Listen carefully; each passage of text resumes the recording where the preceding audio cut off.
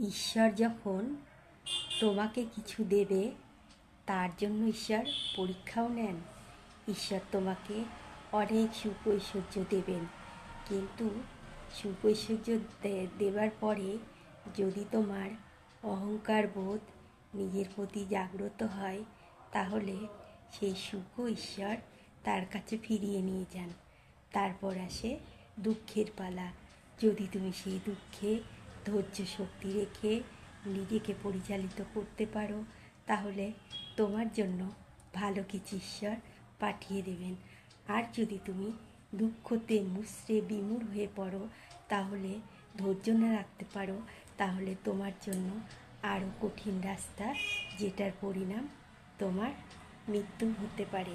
তাই যে কোনো কাজে ধৈর্য রাখো, বিনয়ী হও, আর নিজের সংস্কৃতি, নিজের ধৈর্যশীলতা বজায় রাখো।